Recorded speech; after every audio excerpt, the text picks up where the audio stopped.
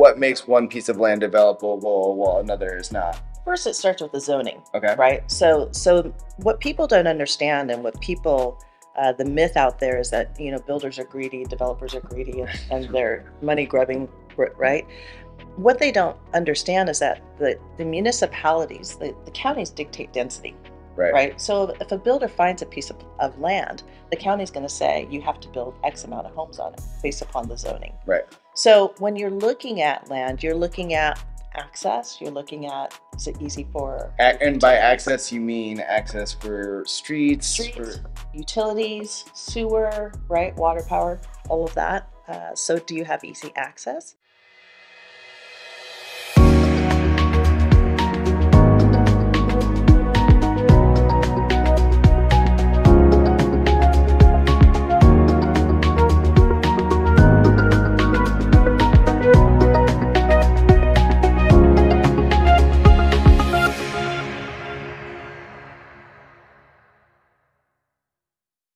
Hey guys, welcome to episode 12 of the Portland Real Estate Investing Podcast. I'm Stephen Tran, Oregon licensed realtor, and I'm also a multifamily investor. And my name is Jordan Lee. I'm your co-host, and I am a mortgage lender based in Portland, Oregon. I licensed in about 12 states, and I invest in single-family real estate. Yeah. And today we have a really great episode. I would say it's a real estate agent special. I think as an agent, I'm always trying to sell the home, but I never think, how can I sell the land? Because sometimes that's the best value. Yeah, sometimes the value's in the dirt. Yeah. And we interviewed Tamiko Warren. She's a former restaurant owner, and when things went sour, she turned to becoming an agent. And she's done a really great job. She really works on selling new construction. She's built relationships with a lot of developers in the area, so that's a big part of her business. And she has a wealth of knowledge of knowing the needs of developers. Such as, hey, do they have the right connections for utilities and services, and are they zoned correctly? Yeah, another thing that Tamiko does in this interview is that she talks a little bit about opportunity zones, and it's a kind of a fairly recent thing that the federal government did, and it's really all over a lot of Portland, and it created a tax haven for investors and developers. Of course, neither of us are CPAs, and we don't give tax advice, but you're going to want to tune into this episode to learn about it because it's really interesting. Yeah, I mean, we all love saving money, so. That's right. Yeah, so dive in. Hey, everyone, and thanks so much for tuning in to the Portland Real Estate Investing Podcast. I'm here with my co-host, Stephen Tran, and our guest today is Tamiko Warren. Hello. Yeah, thanks so much for joining us, Tamiko. Do you mind just giving us a quick 1-2 about yourself, how you got into real estate, what your background is? Sure. So I have been licensed since December 3rd of 2002, and I got into real estate. 20 years. 20 years. Wow. 20 years. Congratulations. Yeah. It's a long ride. I had a restaurant for a number of years before that. I saw that in your bio, and I was going to ask you about that later. Yeah, TK Smokehouse and Barbecue. Let's talk about that. Yeah, we had such good food. Where was it? So I started over in Cedar Mill on Barnes and Cornell. Okay. So right across from the Bales Thriftway, which is now the new fancy Target. And they were your recipes, or they were my recipes, Amazing. family recipes, and then I was courted by Roy Kim, who owns most of Bethany, the shopping center there, and so I moved over to the Bethany location on Central and Bethany, right on the corner across from the fountain and Starbucks.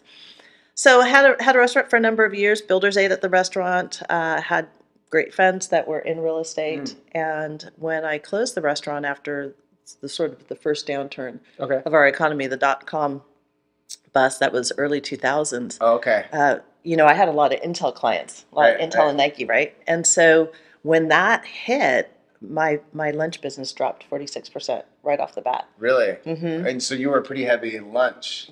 Very heavy lunch, and we were 7 days. We had Southern breakfast on the weekends. And after that decline, it just continued. So catering petered out, and then we had 9/11, and all of my bar customers, your typical bar flies, it was crickets. Really? It was crickets. So I ended up closing the restaurant in October of 2002.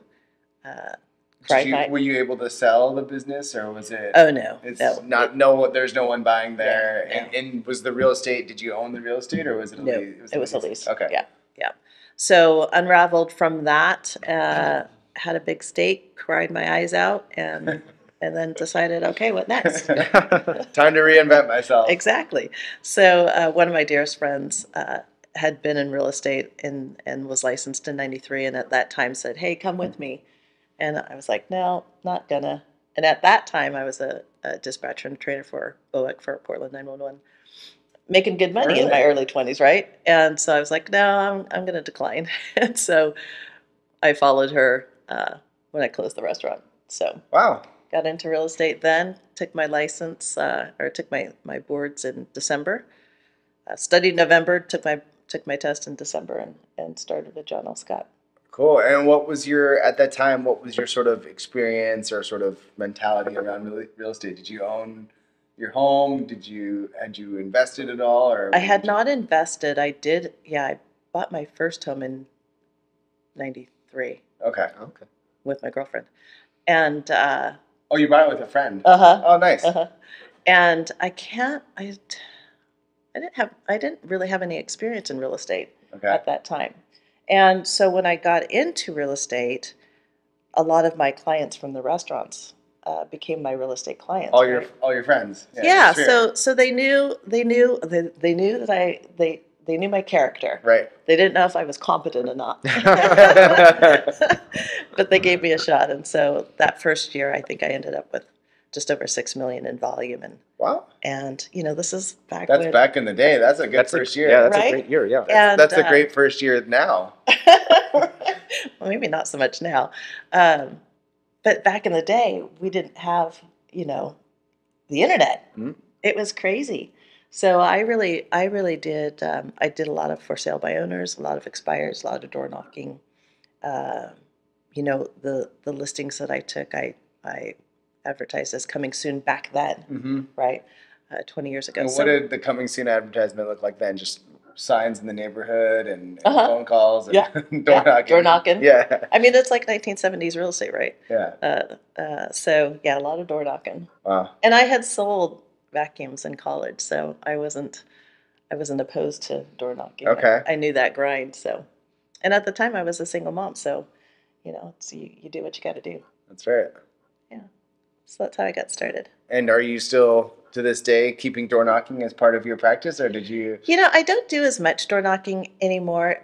I really, my business is all referral based. Uh-huh.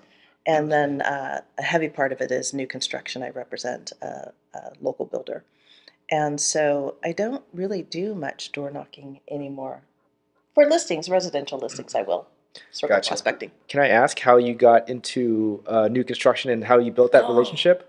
Yeah, for all of us like newer to the industry, that's always the holy grail. It's like you get in with a builder and you're just like you retire. Here's some houses. Right? Sell them to me, please. It's super Yeah. easy. Like you don't have to do any work, right?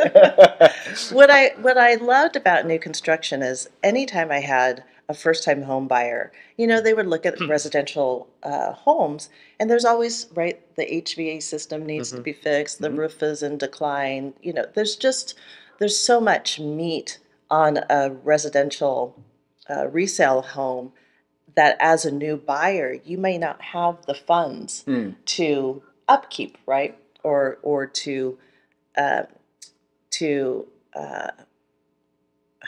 I lost my. Do any renovations? Yeah, Do you right. take care of the? Yeah, take care of what the deferred When I maintenance bought my was. first home, that was like the first thing on my list. Is I don't want to buy something where I have to make a bunch of repairs. Yeah, exactly. And so I started looking at new construction, and my girlfriend was heavy into new construction, so that's the route I took. And so having buyers go look at a new home versus a used home really made sense for them, pocketbook wise, right? Plus, when you were getting started, there was plenty of supply of new homes too. Yeah. So lots of supply of new homes, and I just kept selling this one builder over and over again, and so I ended up being courted by that builder. Oh, interesting. So they saw you as a buyer's agent selling a lot of your homes, and they're like, hey, she should work for us. Yeah, that's Okay. exactly. So that's how I ended up in new construction in 2005. Okay. And so you've been with that builder since then?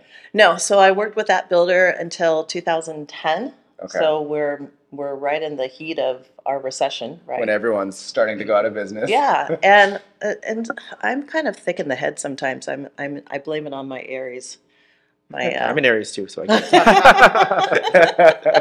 So we can be stubborn. Yeah. And the builder said, "Hey, we're gonna put everybody on salary." And I thought, oh, I don't want my income being determined by somebody else. Mm-hmm. So I thought in the middle of a recession, it would be smart to go out on my own. So I did. Nice. It's a good challenge, right? Yeah. Well, I don't know. It was a challenge, that's for sure. So I moved my license over to Keller Williams. Okay. And that's when I started with Keller.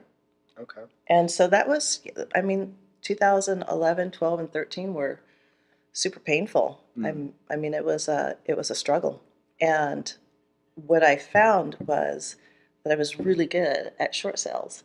And in that market at that time, most agents were putting the home on the market, getting an offer, then negotiating with the bank.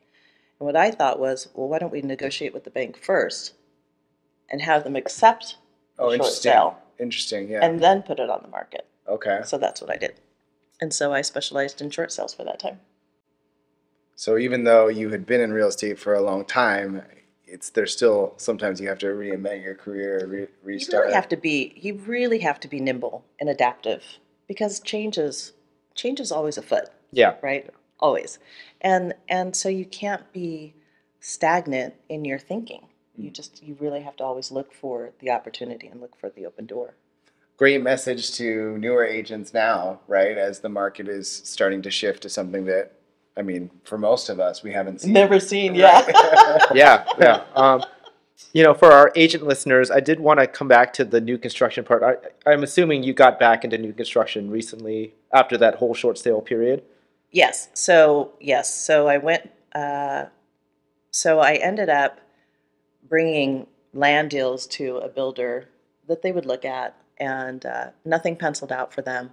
And he came back to me and said, "Hey, we have this plat that sort of it's flailing. Yeah. It's not seeing the momentum that we think should be seeing, especially for its location."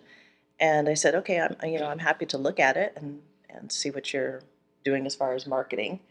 And what I found, in my opinion, they were marketing to the wrong set of what I call eyeballs. Wrong end buyer, huh? Yeah, wrong, really. And so my suggestion to them was to increase their pricing, and that was unheard of. Oh, yeah. And they said, "What?" I said, "Well, you're in the wrong market." So by increasing the price point, it got them into a different segment of the market, and they flew. Interesting. Yeah. So from that time, they said, "Okay, well, maybe this is a one-off. maybe she doesn't really know what she's talking about." So they gave me another set of homes. Gave you another one, yeah. And again, it was their pricing was here and my pricing was here, and they were like, "They're never going to sell for that." And I said, "Yeah, they will. That's the market." Like, you're asking me my opinion. So sold those homes, and then they gave me another 16-lot community in a completely different market. And they said, "Okay, what about this?" And I went about my business and sold those homes. And then they had an agent who was relocating, and this was at the start of COVID. Oh, wow. So this agent was relocating. This plat was by a cemetery. Okay. In Hillsborough. Not the best location, but it had a lake. Oh. And so if you watch my Instagram, you'll see videos of me showing off the lake. And so they thought, okay, this community was not moving the way it was supposed to. Again, increased pricing, increased marketing, increased video, increased exposure, and accentuate the highlights, right? Yeah. So great community. Your neighbors are super quiet, right? Because it's a cemetery. No one's going to bother you. Yeah. Yeah, I was gonna say. I mean, there's in so many segments you can, like raising the price is a better idea. Like when you raise, like for example, in my short-term rental, I kept getting, let's just say, less than stellar quality guests, and then when I raised the price, I got better guests. So Yes. it's kind of like a similar thought. Like, It hey, is. It is. your people are. I guess the higher, like it's like getting like an A-class property versus a Right, C-class right. property. They're paying Exactly. more, but they also treat the place better. Right. That's in a sense. exactly right. That's exactly right. So we found that was the formula with their communities. And this was all through one specific builder. Mm-hmm. And it was, how did you build this relationship? Was it with someone from your previous builder connections, or? No, it wasn't. It was he had actually come to speak at Keller Williams when I was okay. there, and they talk about how they partner with agents when they find land and bring us the land deal. We'll give you the list backs, and so I continued to bring land deals to them. They just never penciled, and I so see. that relationship, I see. the original meeting at KW, to bringing him deals, even though they didn't pencil, I was top of mind. Mm. And so when they had a question, So even when you get a no, it could Exactly. be a yes later exactly, on, right? exactly. And you never treat no's as final, Right. right? And you never burn a bridge. Mhm. You treat everybody with respect, right, Mhm. and courtesy, and so I just kept doing what I do, and eventually that no, even though the deals never penciled out, what it did show them was it put me in their mind. Mhm. And That you're so trying, that you've got connections. That yeah, and so when they had a question, they reached out, and they had reached out to other agents, their other agents that they work with, and I was the only different answer, right? So sometimes it's not about going with the flow; it's about thinking outside the box. Mm. Oh, I love that. And, for agents who are looking to get into, like working with a builder in new construction, like how does that commission structure look like? I know you mentioned with your previous builder that they were on a salary structure. Like, is it comparable to doing like resale in terms of the commission numbers? Oh, they're huge. Okay. They're really, yeah. Working with the builder is very lucrative. When you're on-site sales, builders pay differently, right? Okay. So most of our nationals, like the Toll Brothers or the D.R. Hortons or Lennar, they have in-house sales teams, right? So Right. when you work for that builder, you're a W-2, right, Yeah. versus a 1099. So the pay structure is completely different. Local builders, the builder that I represent, the commissions are very nice. Mm. They're Like, very nice, right? let's just say like standard is 2.25 or 2.5, so they're higher than that when you're working directly with the builder? This builder in particular, yes. Okay. Yeah. I need to get their names. No, I'm just kidding. Secret. But it's a two-way street, right? So if you're making them money, Yeah. right, they're happy to pay you, Mhm. and we're happy to co-op with all of our great agents out there, right? So if you wanted to get into new construction, my advice would be understand who the players are, right? Know who the builders are, know what they specialize in, know what they're looking for, and then go look for the land, right? Because if our local builders, right, so our locals, besides West Hills, Westwood Homes, Noise Development, Riverside, Jason Sage Built Homes, right? All of these local builders, they need land. And there's only a couple of really big land players in town. And so if you can find little infill lots, sometimes they build one or two or three or fours if the numbers pencil right. Gotcha. So look for the land. Okay. And don't think about land as being bare, right? Think about land as, okay, I have a house on it, but it's on a quarter-acre lot. What if I get the neighbors to go in, right? Have those conversations. That's when your door knocking Yeah, skills open up. that was the next question. Like, how are you finding these diamonds in the rough, just so to speak? Because like the builders, they want to focus on building, right? But the value for you to bring them is the land. How are you finding this land in a way that other people aren't doing that?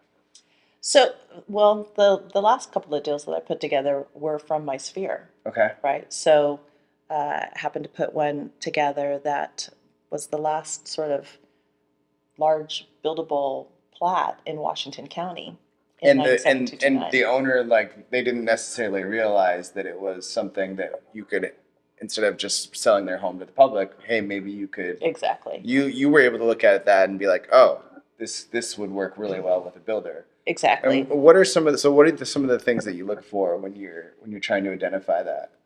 As far as the land, Yeah, like, just for the lay person, what makes one piece of land developable while another is not? first it starts with the zoning. Okay. Right. So what people don't understand, and what people the myth out there is that builders are greedy, developers are greedy, and they're money grubbing. Right. What they don't understand is that the municipalities, the counties dictate density. Right. Right. So if a builder finds a piece of land, the county's going to say you have to build X amount of homes on it based upon the zoning. Right.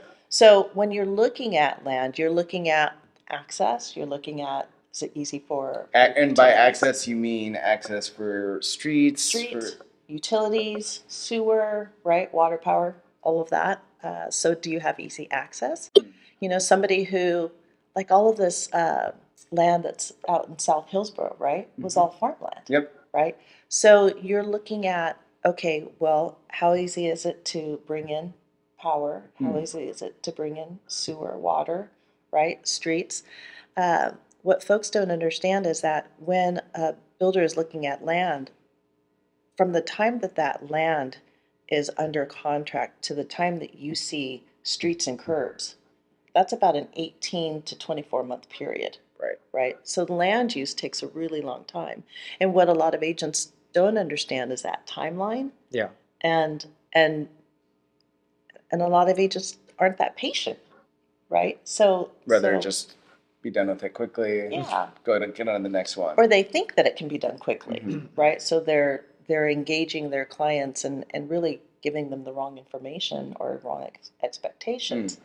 Because the timeline is so lengthy.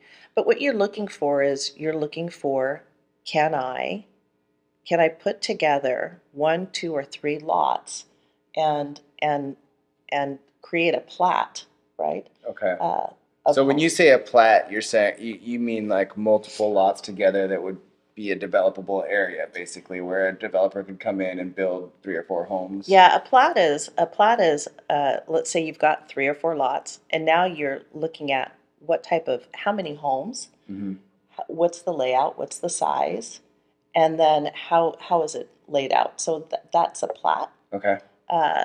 So when I say put together a plat, it's can I put 1 or 2 or 3 pieces of property together to create a plat for a builder that can put 20 homes on it, or whatever the number is, right? Depending on the zoning. So that's what you're looking for. And the last 2 that were put together were folks out of my sphere that said, hey, we want to sell our home. And I said, hey, that's developable, so we're not selling the home, we're selling the land. Okay. And so this is the process. Oh, okay. And so then in that case, are you advising them to like rezone it or No, do they don't have to stuff do- ahead of time before they sell to the developer, or are you? No, are they you don't have to making do anything. Okay. We're putting buyer and seller together, right? No different than Right. than any other. But you're looking for a different buyer. Looking for a very different buyer, Got it. right? Makes sense. So And maybe off market. exactly, Yeah. exactly. So yeah, because it's really not one of the properties I put on the market, but it was more to look at maybe California developer, somebody outside of our marketplace, Oh, interesting. right? Because it's kind of it's a pretty tight knit group, Yep. builders and developers. So for my clients, it was the conversation is we're not selling your house. Yeah. What we're doing is we're looking for a specific developer builder who can take you through the process, and it means that you're not closing for 18 to 24 months. You're not getting money until we're done, right? So it's educating your clients on the process, setting the proper expectations, and then having those relationships in the community that you can put buyer and seller together.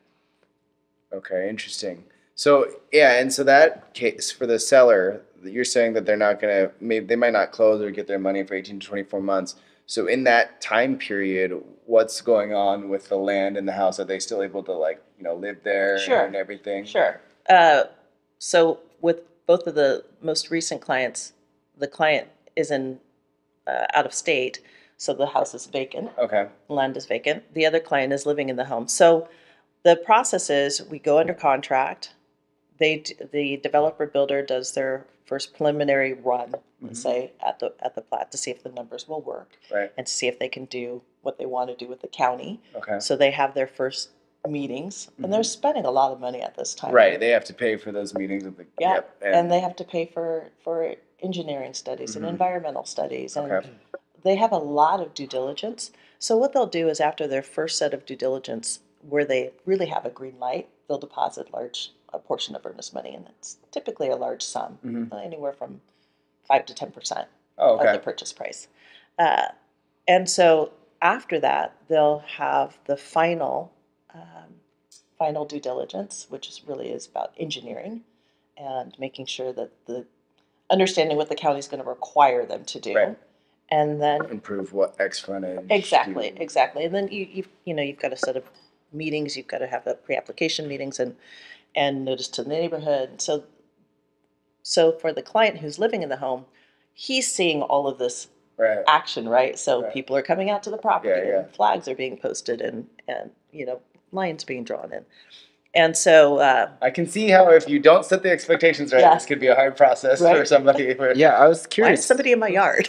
I mean, there's all this whole process that you're talking about. This is after the deal is kind of technically closed, or No, this is So the whole process is 18 to 24. 18 to 24 months. Because I was going to ask if there's any land sale horror stories where they purchased a lot and then they couldn't develop at all, or anything like that. Not so much that. I will say that, back in the early 2000s, right, in the first run-up, where lending was out of control and housing was out of control, builders sort of got over their skis and purchase of land and options for land. Right. And then the market financing crashed. Yeah, suddenly financing wasn't available for spec Exactly. builds or whatever. Yeah. Exactly. So I don't have any personal horror stories. I do know that, there was a time when a homeowner, say yourself, was under contract with a builder, and then the market crashed, and now the builder can't develop, and you're expecting all of this money, and you might have planned, right, your life Yeah. Yep. to move forward in a manner that no longer was available. And that's why you have a larger earnest money deposit, Yeah. because you'll still be able to get that earnest money, but you won't necessarily be able to get the end, what you'd originally agreed on. Okay, so the sacrifice is it takes a longer period of time. What is the seller looking at in benefit in terms of sale of their home, selling to the open market versus selling to a developer? Well, I mean, it's completely different, right? The builder doesn't care about your house or its systems. It's not going to look for an inspection. Their So if process your roof is in bad Yeah, shape or whatever, that's you're not going to have to You're just repair going to it. bulldoze it anyways. Yeah. Right? exactly. And so the benefit to a seller is that, a lot of times they can just leave everything as it is and where it is, even their personal property, Yeah. right? Unless that's written differently in Sure. the contracts. So for a seller to sell to a developer, the process is just easier. It just takes longer. Just takes more time. And of course, they're getting better value, right? Yeah. It's not just. Are we talking like double the value or Well, is it just depends on how many. depends. Yeah. Yeah. So let's see, the last one that we did, 5-acre. They'll get I can't remember what the number is now. Millions. And so they're going to get multi-millions. And what would they if they would have sold it on the open market? What would that have looked like? Well, if they had sold it on an open market with just an agent who doesn't understand land development, then you're just looking at the value of the house on a large piece of property. But gosh, I can't imagine any agent taking that listing and not understanding the value of it. So they would see it as just a house, and it's like, Yeah. oh yeah, and they happen to have farmland. Great, so Yeah. get it for 300 grand or something, or whatever's reasonable. 500 grand plus. Oh yeah, you can have cows and things like that. Have fun. Your own little private oasis. But I mean, to me, that's a huge value. I mean, that's super important for the lake because a lot of people don't know that. I mean, like when I bought my home, for example, I had no idea what the zoning or whatever was, and I just called the city because I was curious, and they're like, "Oh yeah, you can parcel off 2 lots there if you'd like, Oh, nice. and you could also build an ADU." And I was like, "Oh, that's interesting." And then after I made that call, I had immediately decided, all right, I'm going to go through with this purchase because I know there's more value in the home longer And the home term. wasn't marketed that way. No, no, not at all. Now, Yeah. see, now that left money on the table. Right. Yeah. Yeah, it could have been a lot more expensive, I guess. It should have been.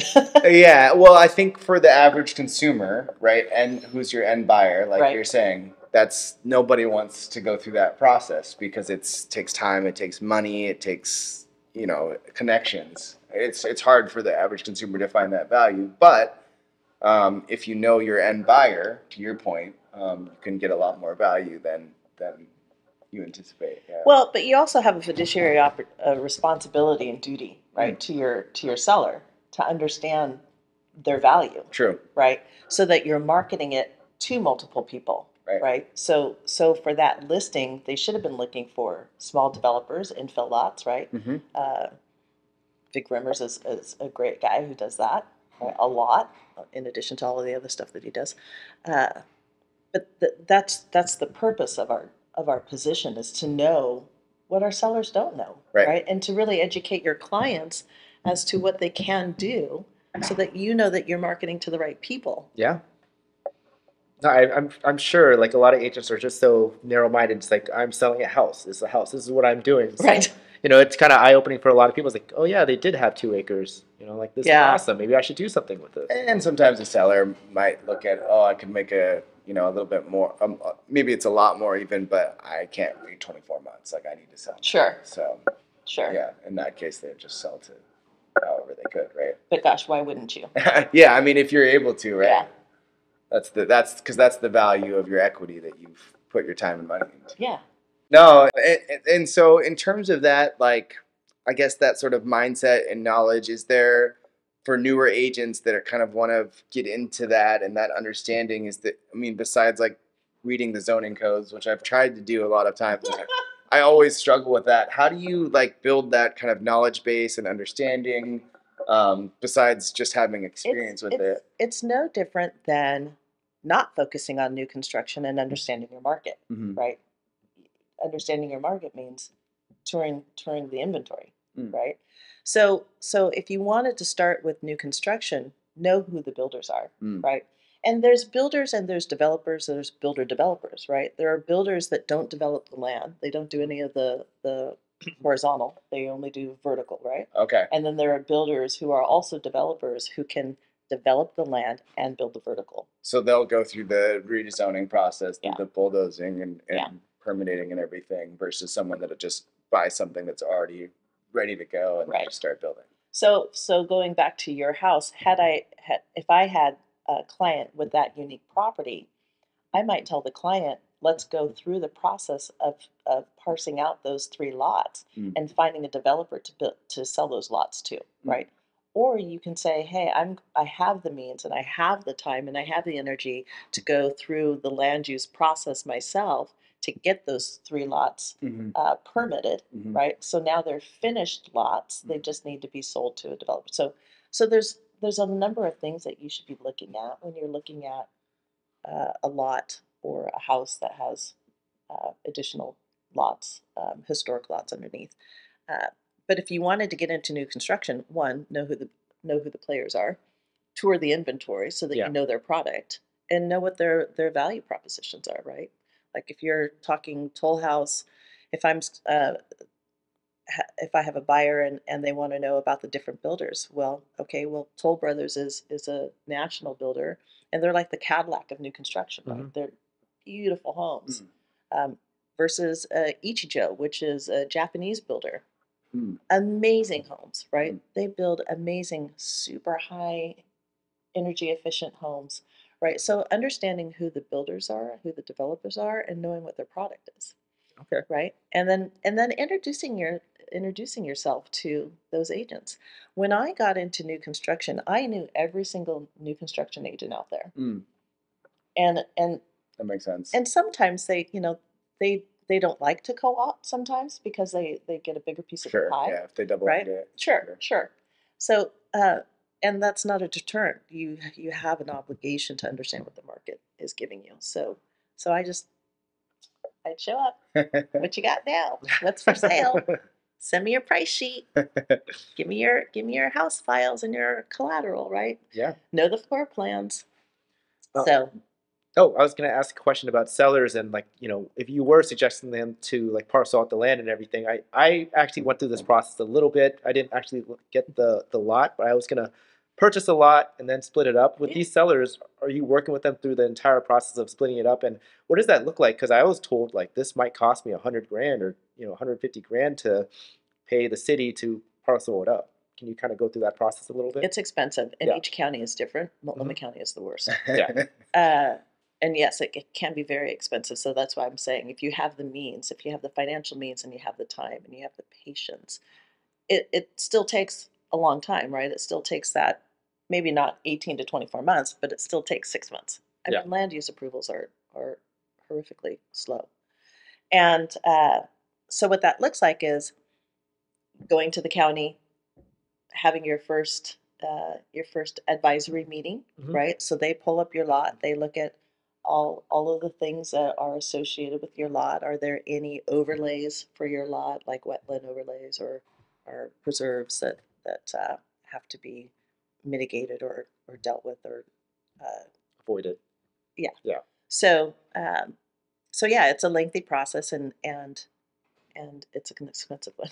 Oh yeah, no, I remember because I was thinking about it and I was like, I have to pull an extra 100 grand to split this lot into 3 or 4. Yeah, but the point though is right that your land costs. You want your land costs to be no more than 25 to 30% of your overall and uh, your exit, right? Right. Mhm. So if you're splitting your one lot into three and it's going to cost you 100 grand, right? So 33,000 for each lot or whatever the number is. If you got 4 lots, 25,000, right?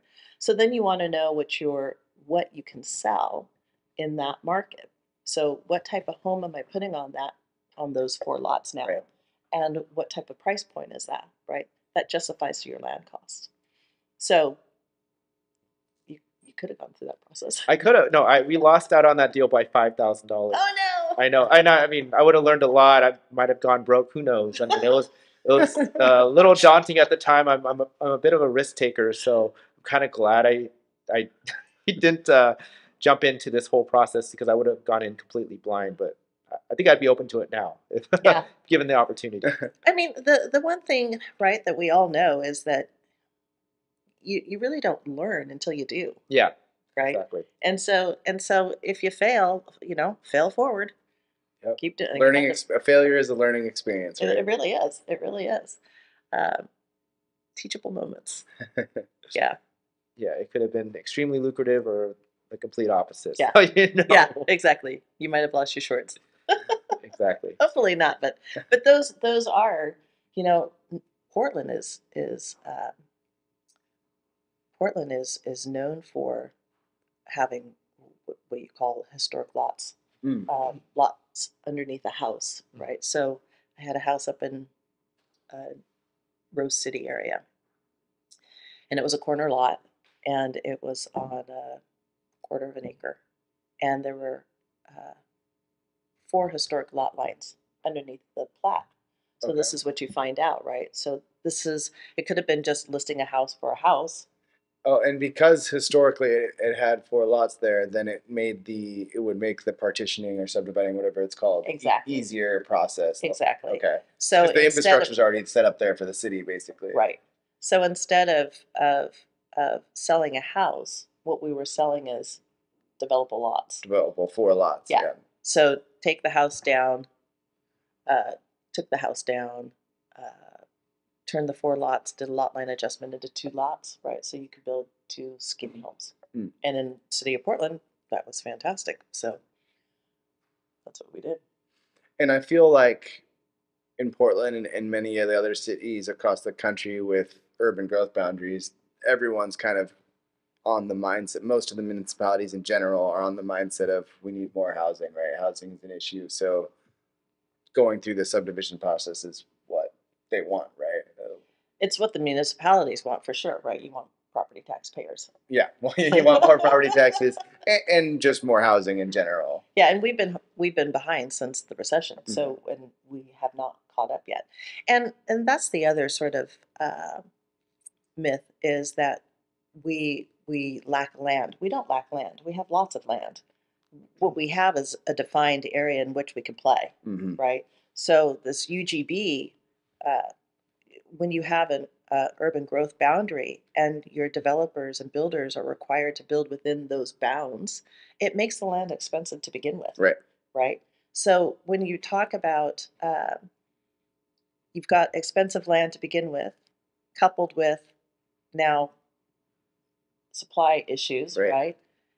So your costs are increasing, your labor is increasing, everything to build is increasing, and yet they want affordable housing. Yeah. Well, it's hard to reconcile those things. it's very hard, and so yeah, I mean it makes catching up difficult. Absolutely. Seems like there's probably good opportunity there somehow. Well, somebody's sitting on a border of the UGB somewhere, right? Yeah. So I would start looking at those. That's a good point. Yeah. Right? So speaking of like encouraging development, we haven't really on our show talked about the opportunity zones. Maybe you can just give us a quick. I know you've presented on this in the past, but maybe you can just give us a quick for the layperson, like what is an opportunity zone and why it's something you might want to pay attention to. I'm by no means an expert in opportunity zones. My broad understanding is Fed said, hey, listen, we need to encourage some construction and development in areas, downtown Portland. In urban areas, basically. Right? Yeah. And so the Fed said to the states, reach out to the counties, start picking your maps of where you want these opportunity zones to exist. So the counties went out and they said, we want everything, thinking that the feds would dwindle that back, but they didn't. So in an opportunity zone, there is it's a 5-year process. So from I believe it ends in 2026. The way the opportunity zone is currently written, that ends in 2026. But what that means is if you've got a buddy who is selling a building, right? You would go to the opportunity zone map. There is one. And you would look at his specific street to see if he's in that pink zone. The pink zone is the opportunity zone. So what that does is it means that might be an added benefit for your seller because it's an added benefit to the end user for taxation, right? It's a tax shelter. So an opportunity zone says, hey, we want to encourage development or encourage money, influx of money in these locations. And so you can create a fund, and that fund can buy that building in that OZ and be tax-free for, I can't remember what the period of time is, but basically if you're taking gains from something, like say you sold your Amazon stock, and now you, instead of paying taxes on that, you throw it into an opportunity zone fund, that gain is never realized. So, interesting. And Because is it deferred or it's just? It's not deferred. It's not even deferred. It's just eliminated. It's eliminated. Okay, so you're basically saying I could take my capital gains from any investment and use it to purchase an opportunity zone investment. So any developer right now is highly motivated to build in those areas. Oh, absolutely. Because they can, if they have tax liability, they can eliminate it. Absolutely. Absolutely. Do I have to build? Could I just buy a house and you can buy?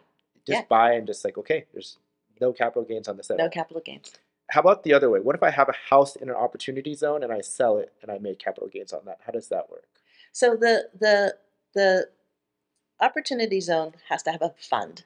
Okay. So because you own that home and you sell it, you don't get the benefit of that taxation.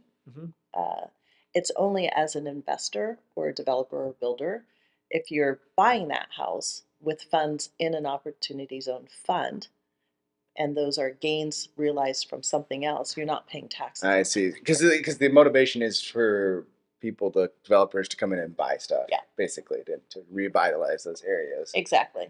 That makes sense.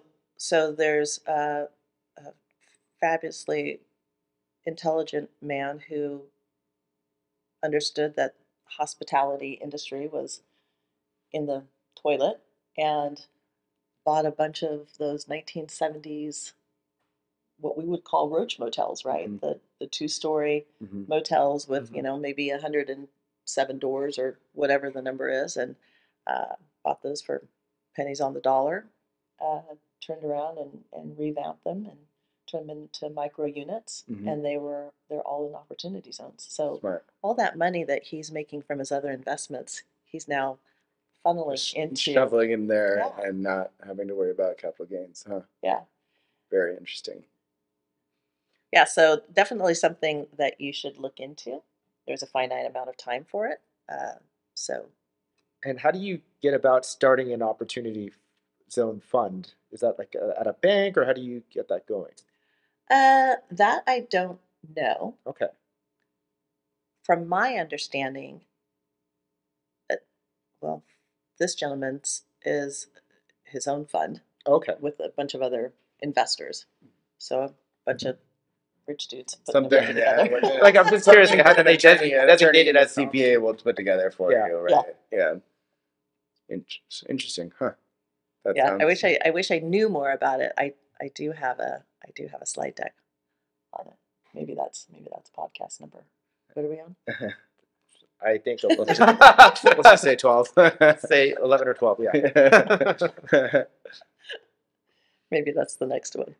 Yeah, that'd be great. I mean, I'd love to learn a little bit more. It's funny because I actually heard about opportunity zones on a Bigger Pockets podcast. Oh yeah. I kind of blazed through it, and I found out I had a home that was across the street from the opportunity no. zone. So I never, if it was in there, I would have looked into it a little bit more. But I'm literally across the street. It's in West Slope on 91st. Oh, nice. Boston, yeah. So I'm right across the street from one, and if I was on the other side, I would have dug in a little bit more. Yeah. But these are in like everywhere across the country, right? Everywhere. So Everywhere. basically, if you have something that you have a large capital gain on this year, you might want to think about Yeah. reinvesting it into an opportunity zone. Right. Or if you're selling real estate and instead of 1031 exchange, right? Right. Look into the states that, where short-term rentals are killing it, like Nashville. Yeah. Right. We've got a guy in our group who he only does short-term rentals and not in our state. He only does them out of state. Sets up a team, boots on the ground, stager, photographer, landscape, property manager, and just short-term rental. But he took gains from one home, bought a property in an OZ. So instead of doing a 1031 and deferring, he just did the OZ and said, I don't have to pay. So you just have to buy within that year, basically, with those gains. Is that how it works? I'm not sure of the timeline. Okay. I'll have to check on that. Yeah. Because I'm assuming, if it passes the year, Yeah, then you pay capital gains you have to pay capital gains for the year you sell, right? So it gives you maybe a little bit more of a longer timeline than a 1031, which is, what is this, like 90 days, 60 days?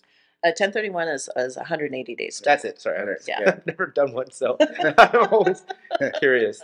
I mean, all those nuanced things are, of course, we're not tax advisors; those are all CPA things. But the idea is that it's a better version of a 1031. Yeah. And from my understanding is whatever money you're putting into it, like say you've put 200,000 into this property that you would have realized gains on. Well, a year later you can pull that 200,000 out. The fund still exists, right? But you pulled your money out and you're not taxed on it. Wow. Really nice. This is how the rich get richer. Yeah, watch. I'm going to get a bunch of requests for can you create a search for homes only in opportunity zones? Can you draw the borders exactly to this street? There literally is a map. Yeah, I like I said, I pulled up the map before, just like checking. Oh, am I in one? Yeah. Huh. So have you had a lot of clients and investors being like, "Hey, we want to target this opportunity zone area," or is it not? No, I have not. Because I personally haven't either, but I don't see why not. Yeah. Yeah. Maybe a lot of them are kind of higher end and more expensive properties or something. I don't know. Well, I mean, just look at downtown Portland, right? Mm-hmm. We've got, what, 3 hotels that are in foreclosure, Oh, really? Yeah. right? So I know there's opportunity in Right. Portland. Not that anybody wants to be down there right now. Yeah. When there's blood in the streets, when you invest, right? That is. I mean, I'd say there's opportunity for sellers too. Let's just say you already have a home and it happens to be an opportunity zone. And hey, maybe you have the right agent who can market to a buyer who's an investor who would happily pay over market because they get to shield some of their money. Right. Yeah. So, just in general, like if people are trying to reach you, how can they find you, like social media wise or email? Social media, I'm on Instagram, I'm on Facebook, I'm on LinkedIn. What's your handle? On my LinkedIn, On Instagram. Instagram is Tamiko Realtor. Tamiko Realtor. Got it. Yeah. Okay. And my LinkedIn used to be a police code for prisoner in custody. I found I it by changed that. you can always find it by Googling too. Yeah, I found it there. Yes, you can always Google me. There's not too many Tamikos out there. Great. Well, hey, thank you so much for coming on the show. We really appreciate your Thanks for time having me. and sharing knowledge. Expertise. Yeah. Yeah, I mean, it's I great learned to so see much you guys. about land. Yeah. It's great. I learned a lot. Yeah. Hopefully it was interesting. No, Definitely. it definitely was.